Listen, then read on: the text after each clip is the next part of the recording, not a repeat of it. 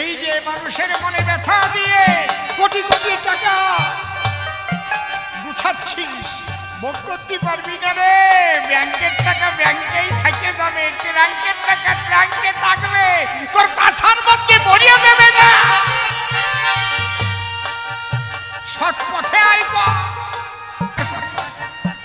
মানুষ জীবিত অবস্থায় মৃত্যু হয়। যদি আমি এমন কাজ করি জনগণ আমাকে দেখে জুতো ছুঁড়ে মারে, ওর চাইতে মরিয়ে যাওয়াও ভালো।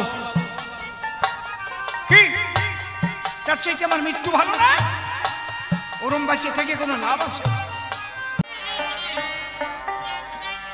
গল্প কর ভালো জুত আছে। রাজা খালি গল্প দিয়েই মানুষগুলো এগিয়ে। রাজার কাজ কি করলে? হ্যাঁ,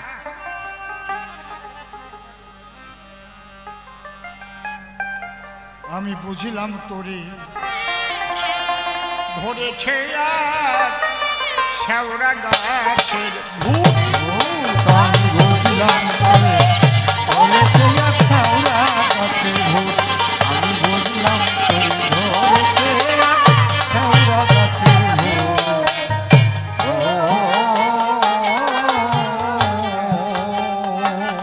কাইতে পেতনির মতো হাসিস কেবল, পেতনির মতো হাসিস কেবল, গল্প বলায় ভারী জোর। বুঝলাম তোরে ধরেছে আর শেওড়া গাছের ভূত। আমি বুঝলাম তোরে ধরেছে আর শেওড়া গাছের ভূত।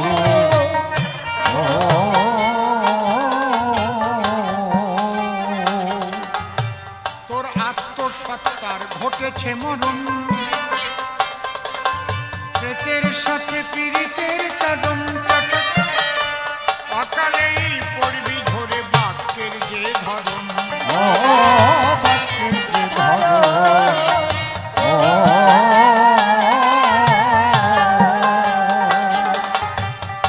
আত্মসত্তার ঘটেছে মরণ, প্রেতের সাথে পীড়িতের কারণ। অকালেই পড়বি ধরে বাক্যের যে ধরন। বাক্যের যে ধরন।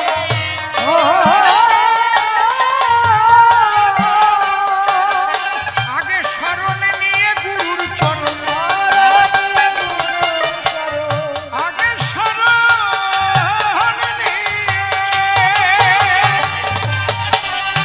স্মরণে নিয়ে গুরুর চরণ, জীবনটা করো নিখুঁত। বুঝলাম তোরে ধরেছে আর শেওড়া গাছের ভূত। আমি বুঝলাম তোরে ধরেছে আর শেওড়া গাছের ভূত।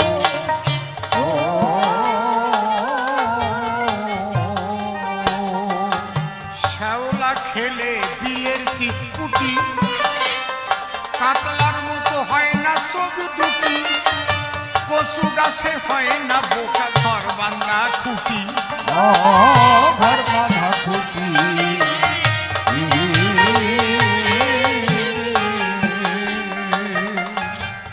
শ্যাওলা খেলে বিলে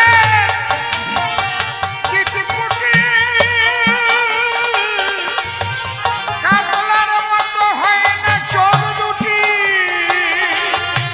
কচু গাছে হয় না বোকা ঘর বান্ধা খুঁটি। ঘর বাঁধা খুঁটি।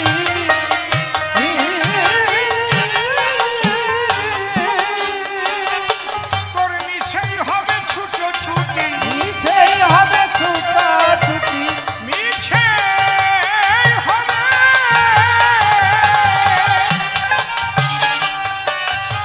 তোর মিছেই হবে ছুটো ছুটি, চরিত্র না হলে ভুল।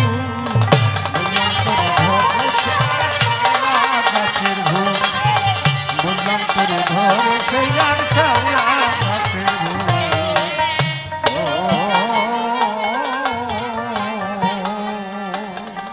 অধমসীম বলে ঠিক সময়ে বুঝে, মানুষ রতনে চিনে খুঁজে, সাধন করার শুদ্ধ সময় জীবন সবুজে। জীবন সবুজে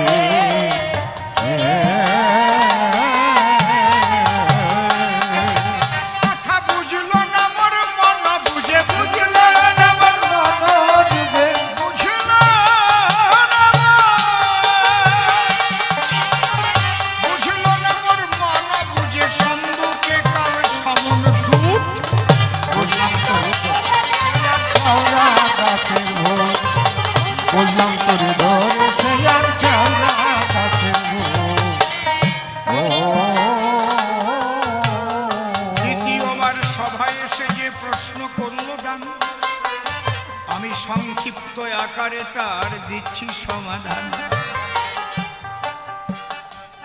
ডেকে বলে রামচন্দ্র কৃষ্ণচন্দ্র শক্তি পূজা দেয়, তাই তো আমার মা শ্রেষ্ঠ দিলাম পরিচয়। বলে নাই? দেখেন একটা কথা, রাজ্যের যিনি মন্ত্রিসভার শ্রেষ্ঠ আসন লাভ করেন তাকে বলে মুখ্যমন্ত্রী। কেন্দ্রের যিনি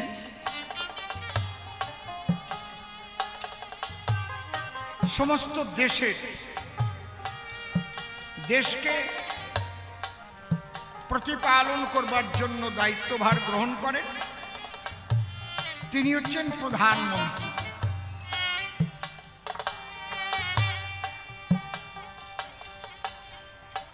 আমাদের দেশটা কটা সরকার চালায় বলুন তো? ছোট কটা সরকার চালায়? শুধু কেন্দ্রীয় সরকার না,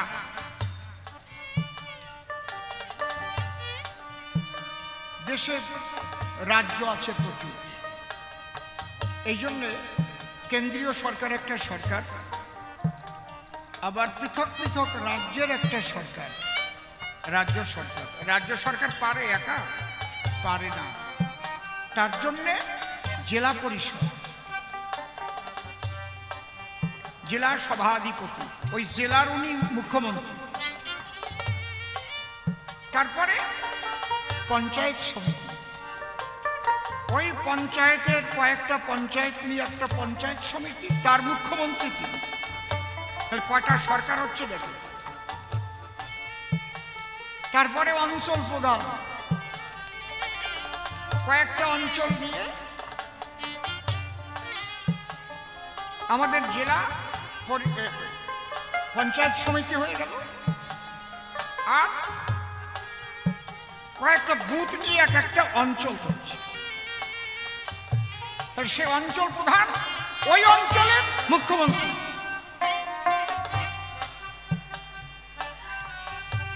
তারপরে যে যে জায়গার থেকে গ্রাম সদস্য হয় ওইটুকির মুখ্যমন্ত্রী আবার সে, কায়দা আছে। ভাগ ভাগ ভাগ ভাগ করে উন্নয়নের দায়িত্ব ভাগ তাদের উপরে দেওয়া হয়। বুঝতে পারছেন কি বলছি?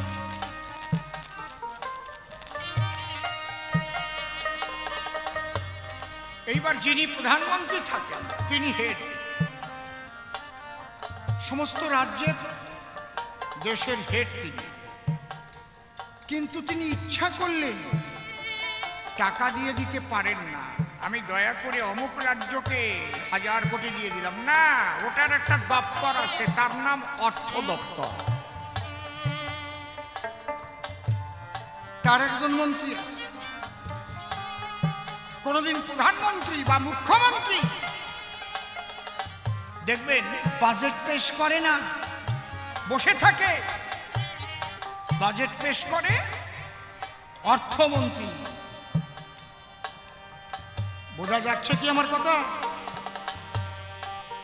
ভারতবর্ষের কারা নাগরিকত্ব পাবে, কারা পাবে না, এ দায়িত্ব স্বরাষ্ট্র দপ্তরে।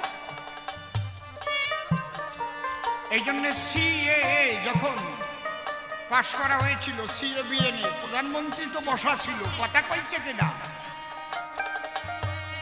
স্বরাষ্ট্রমন্ত্রী। কেন তিনি বিল এনেছেন, কি কি কারণে, উদ্দেশ্য কি, কারণ কি, তিনি তার স্বাক্ষরিত উদ্দেশ্য এবং কারণ ইংলিশে লিখে অবজেক্ট অ্যান্ড রিজন সমস্ত এমপিদের হাতে দিয়ে দেয়। তারা পড়ে যে এটার দ্বারা কল্যাণ হবে কি অকল্যাণ হবে। তারপরে ডিবেট হয়, এটা হলে এই হতে পারে, এটা হতে দেব না। আর সরকার পক্ষ তার পক্ষে বলে। তাহলে প্রত্যেকটা পরিবহন দপ্তর আলাদা, অর্থ দপ্তর আলাদা, স্বাস্থ্য দপ্তর আলাদা। বুঝতে পারছেন কি বলছি? হোম দপ্তর আলাদা, স্বরাষ্ট্র দপ্তর যাকে বলে। আবার কোন কোন প্রধানমন্ত্রী এগুলো দুটো তিনটে হাতেও রাখেন। কোনো মুখ্যমন্ত্রী, যেমন আমাদের মুখ্যমন্ত্রী, স্বাস্থ্য দপ্তর, স্বরাষ্ট্র দপ্তর এবং মুখ্যমন্ত্রী সব ওনার হাতে। পুলিশ মন্ত্রী উনি নিজে, স্বাস্থ্যমন্ত্রী উনি নিজে। বোঝা যাচ্ছে? তাহলে এই যে ভাগ করে দেওয়া হয়, প্রত্যেককে তার দায়িত্ব পালন করতে হয়।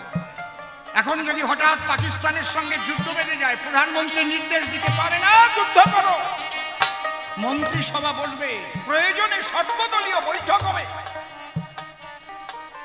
প্রধানমন্ত্রী বলতে পারবে না হ্যাঁ সৈন্যরা গুলি করে দাও, ऐसा नहीं होता। তিনি প্রধানমন্ত্রী, এটা ঠিক।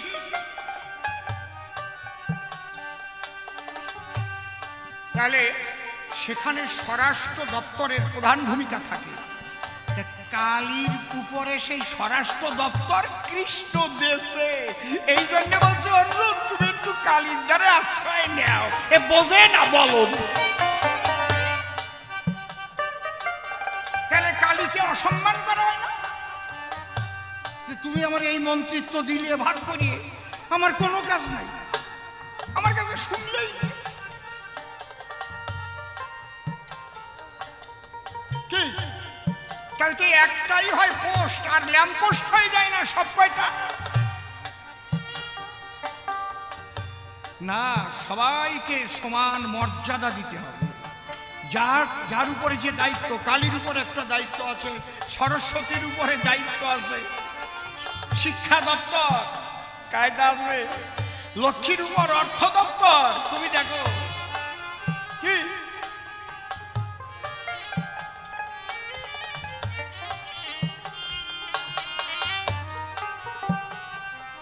কিন্তু প্রধানমন্ত্রী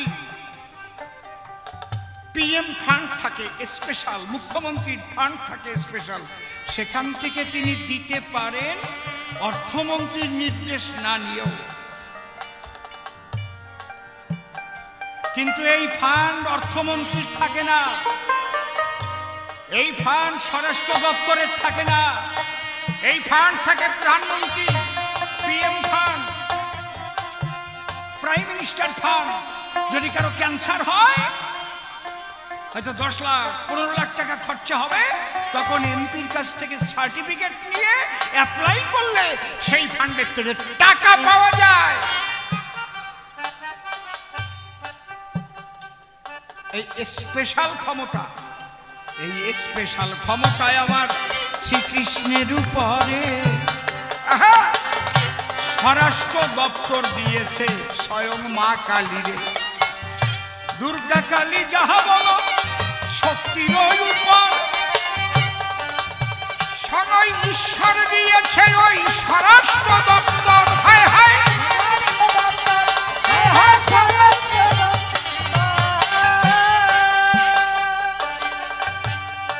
এই জন্যে যুদ্ধক্ষেত্রে গিয়েও সেই সম্মান ভগবান দান করেছেন।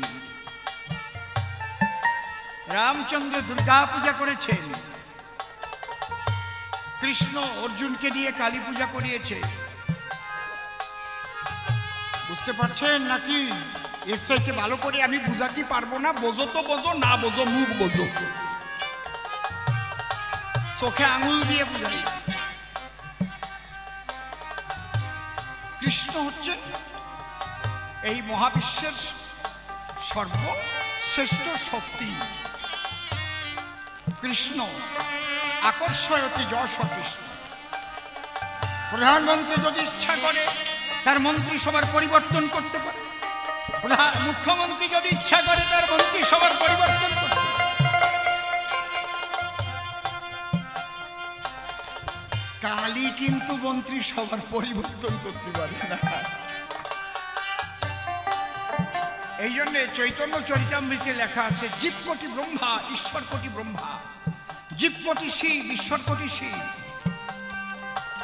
যদি দেখে যে শিবের উপরে দায়িত্বভার দেওয়া হয়েছে সেই শিব খালি গাঁজা খেয়ে বেড়াচ্ছে, তাহলে টলে জীব অটলে শিব। এই জীবের মধ্যেও শিব সত্তা অর্জন করে অটল দেশে থাকা মানুষ আছে। তাকে 20 কোটি শিবের দায়িত্ব দিয়ে দেন, তুমি যাও, তুমি এই কাজ করো। শ্রী ঠাকুর বাবা পাগলার একটা গান আছে, হাসিয়া হাসিয়া এসেছি চলিয়া, আবার হাসিয়া হাসিয়া চলিয়া যাই, ভাসিয়া ভাসিয়া এসেছি চলিয়া, ভাসিয়া ভাসিয়া চলিয়া যাইব, ভাসিয়া ভাসিয়া এসেছি চলিয়া, ভাসিয়া ভাসিয়া। ওপারের কথা এপারে কহিলাম, আমি ওপারের কথা এপারে কহিলাম, আমি ওপারের কথা এপারে কহিলাম, আবার এপারের কথা ওপারে কহিব, ভাসিয়া ভাসিয়া এসেছি চলিয়া, ভাসিয়া ভাসিয়া চলিয়া যাই। ওনাকে পাঠানো হয়েছে তুমি এই কাজটা করে আসো। উনি এখানে কি দেখলেন সেটা গিয়ে ওখানে বলবেন যে তুমি যে কাজ দিয়ে আমাকে পাঠিয়েছিলে, আমি অনেক চেষ্টা করেছি অসৎ মানুষকে পথে আনার, তাদের আমি বলেছি আয় তোরা মরণ কারো কথা শোনে না, হায় রে মরণ কারো কথা শোনে না, হায় রে আমি কত বুঝিয়ে বলেছি মৃত্যু হবেই হবে, তোরা আকাশ করিস না। এই যে মানুষের মনে ব্যথা দিয়ে কোটি কোটি টাকা গুছাচ্ছিস, ভোগ করতে পারবি না রে। ব্যাংকের টাকা ব্যাংকেই থেকে যাবে, ট্রাঙ্কের টাকা ট্রাঙ্কে থাকবে, তোর পাছার মধ্যে ভরিয়ে দেবে না। সৎ পথে আইব, তাতে শাক ভাত খেয়েও ভালো থাকবি।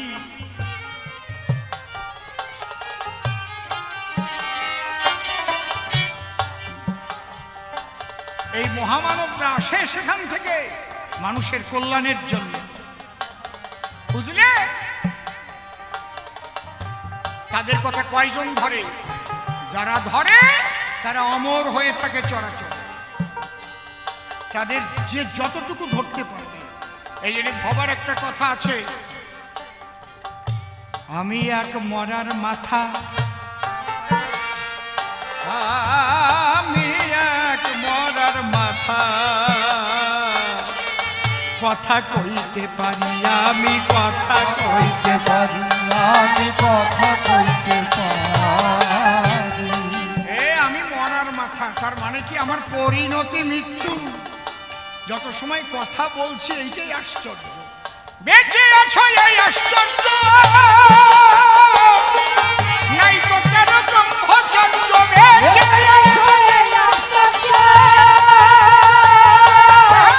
নাই তো কারো ব্রহ্মচর্য, থাকতো যদি একটু ধৈর্য, থাকতো যদি একটু ধৈর্য, ঐশ্বর্য গায়ে ধরতো না, মরণ কালো মরণ কারো কথা শোনে না, মরণ কারো কথা শোনে না।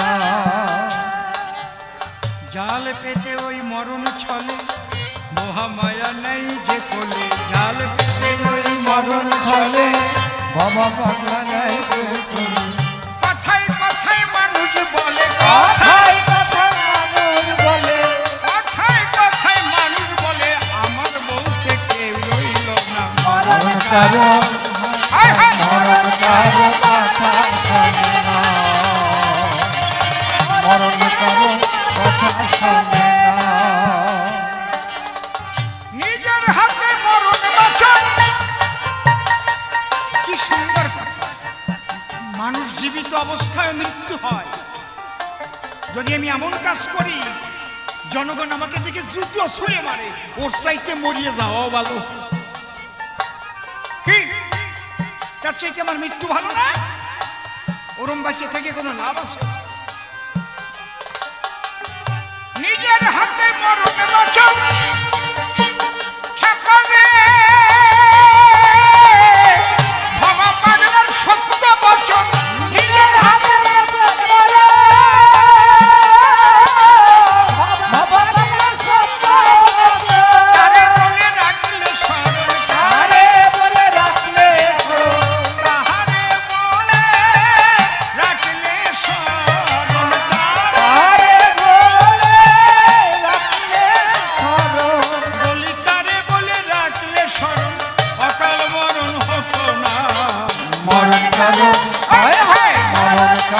কথা শোনে না, কারো কথা শোনে না। রানা কুম্ভ এই জন্য বলেছিলাম ত্যাগের চাইতে শ্রেষ্ঠ কিছু না। তুমি যদি ভাবো আমি অনন্তকাল ধরে এগুলো ভোগ করব, পারবে না। লিমিটেড টাইমের জন্য তোমার ভোগ করার অধিকার, এবং সে সময় কতটুক কার তা কেউ জানে না। আমি স্টেজ থেকে নামবো কিনা তা জানি না, এখানেই হার্ট অ্যাটাক করে আমার পটল তুলতে পারি। এইটাই হচ্ছে মনে রাখা, তাকে বলে ত্যাগ। সেই মানুষ ভোগ বিলাসে মত্ত হয়ে থাকে। সেই মানুষ কি করে? কর্তব্য পালন করে। তার যা কর্তব্য সৎভাবে সেটা পালন করে। আস্তে কি বলছো? আবার কি আলোচনা হচ্ছে এটা শোনো আগে, বোঝে না এরা।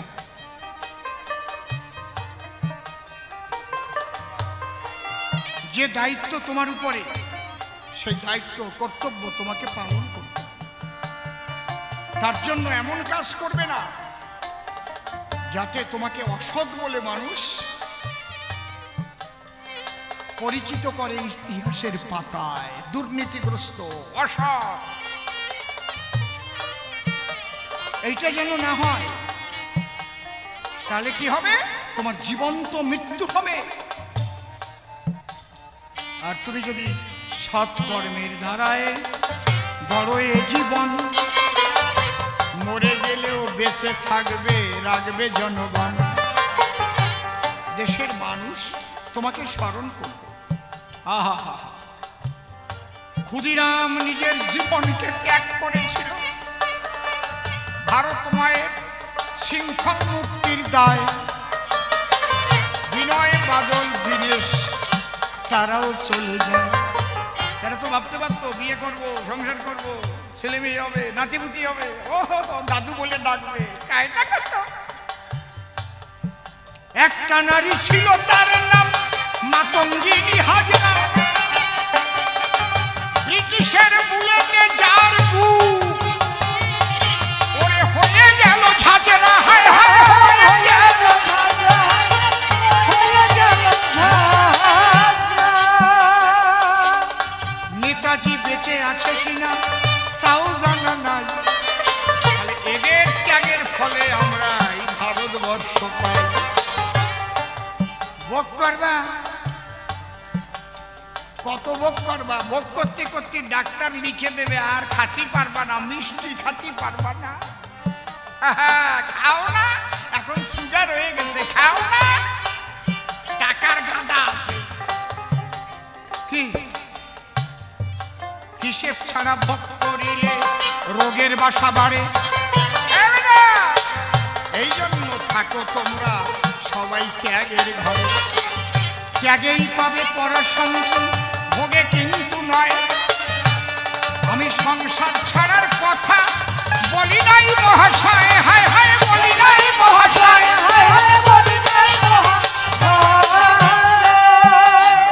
সংসার ফেলে যেতে হবে এ কথা আমি কখনো বলি নাই। আমি যাচ্ছি কেন সেটা বলেছি।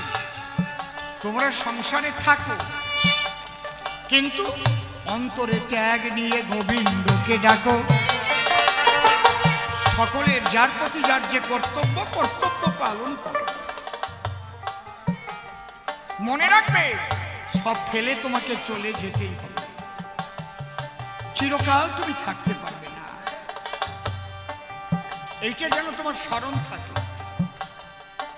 আর যখন মানুষ এটা ভুলে যায় তখন মানুষ কুপথে ধায়, মানুষ অন্যায় করে, একজনের বুকে একজন ছুরি মারে, একজনের টাকা পয়সা কেড়ে নেয়।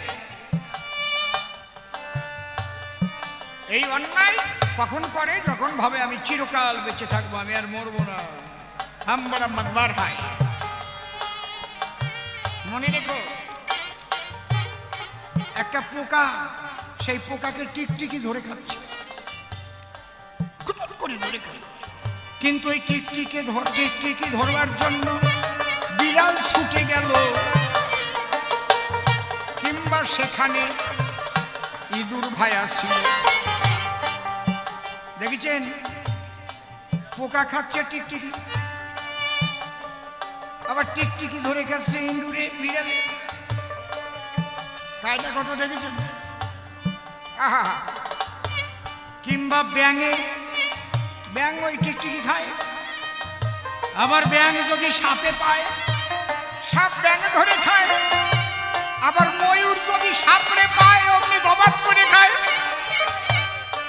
আবার ব্যাধ যদি ময়ূরকে পায়, অমনি ব্যাধ ময়ূর ধরে নেয়। আবার ব্যাধকে যদি বাঘ পায়, ব্যাধে ধরে খায়। মনে রেখো, বাপের পরে আছে কিন্তু বাপ। ব্যাঙ ধরে টিকটিকি রে, আবার ব্যাঙকে ধরে সাপ। ব্যাঙকে ধরে সাপ।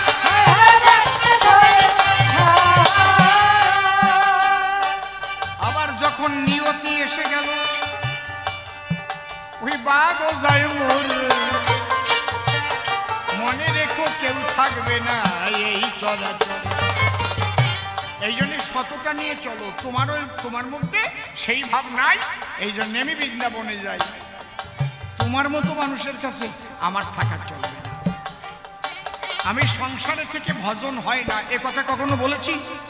কথা বলেন আপনারা, বলেছি কি? কথা কন, কি হলো?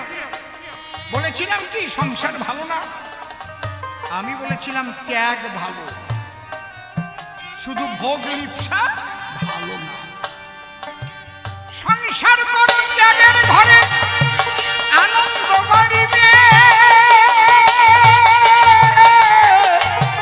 সাধু গুরু বৈষ্ণবের সেবা তুমি দেবে। হায় হায়, হরি বল।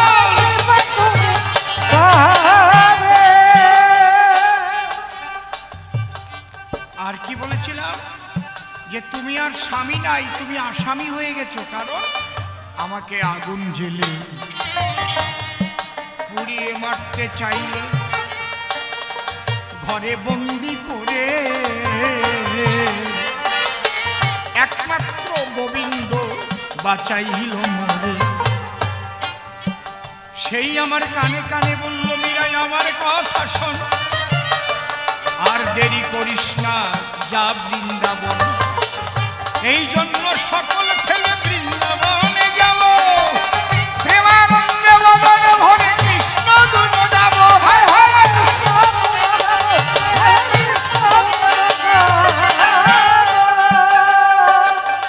আপনার স্বামী যদি আপনারে মারে, তাহলে কয়দিন তার সংসার করতে পারবেন?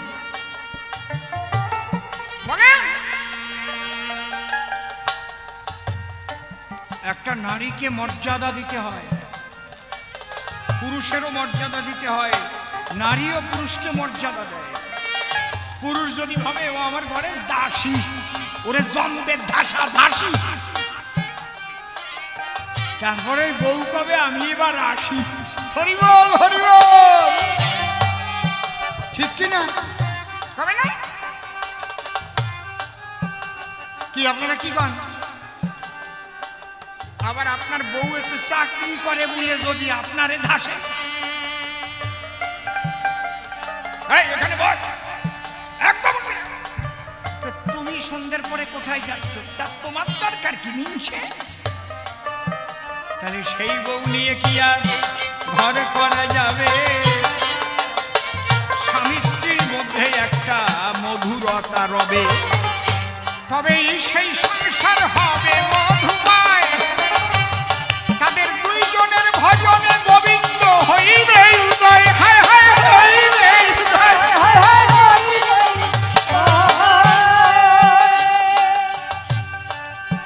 ওর মতো যদি বউকে ঢুকাইয়ে ঘরে কামান দেখে যদি মারার চেষ্টা করে, তার সংসারে থাকা যায় নাকি বলুন দেখি ভাই? তাই প্রেমানন্দে কৃষ্ণ বলে বৃন্দাবনে যায়। বলবো কি আর কিছু বলতে ভালো লাগে না। ওরে যা করার দরকার তা আমি করতে পারতেছি না, বুঝলেন? ছোট একজন মেয়ে বিয়ে দিয়েছে,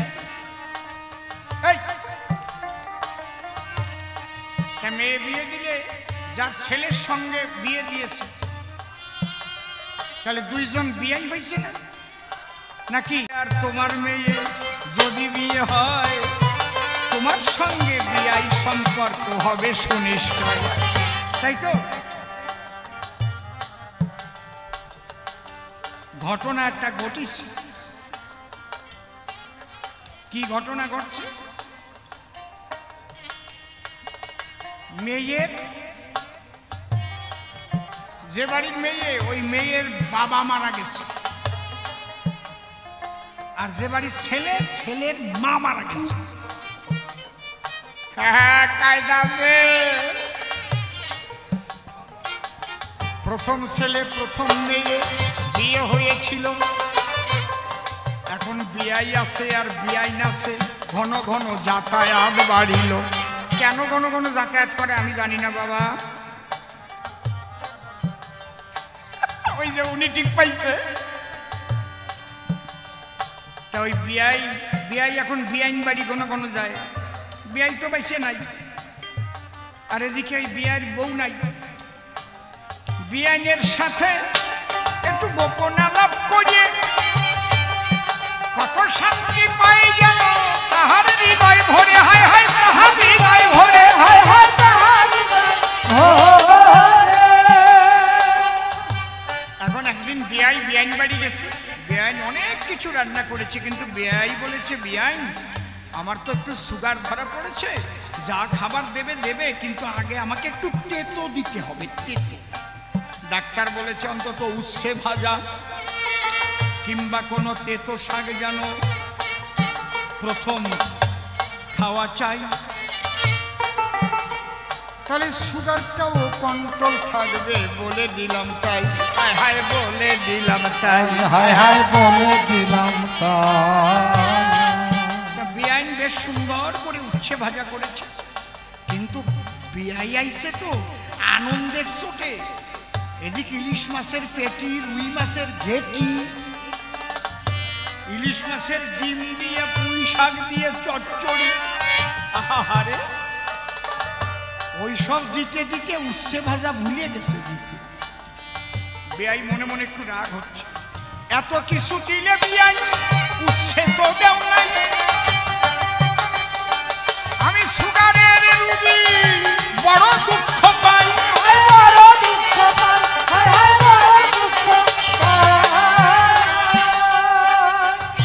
মনে মনে খাবার পরে এটা ভাবছে। এই সময় বিয়াইন যখন খেতে গেছে, হায় হায় হায়, এ তো সেই উচ্ছে ভাজার বাটি, আমার বেয়াইরে দেওয়া হয়নি। ওই বাটি হাতে নিয়ে বেয়াইয়ের কাছে দিয়ে কান্না আরম্ভ করেছে। বলে বেআইন কান্দ কেন? বলে আমার একটু ভুল হয়ে গেছে, জানো কি উচ্ছে ভাজিছিলাম তা দেওয়া হয় না। কান্দিয়া দিতে চাচ্ছ? বলে হ্যাঁ। তাহলে উচ্ছে আমার আগে খাওয়ার কথা ছিল, আগে খালি কি হতো, ওইটা অন্য অন্য খাবার উপর দিয়ে চাপ পড়ে পড়ে ওইটা একদম নিচে চলে যেত উচ্ছে ভাজা। এখন তো আর উপর দিয়ে দেওয়া যাবে না, আমি লুঙ্গি উঁচু করতেছি, ওইটা তলা দিয়ে ভরে দাও, প্রথম যাইয়ে সেট হয়ে যাবে।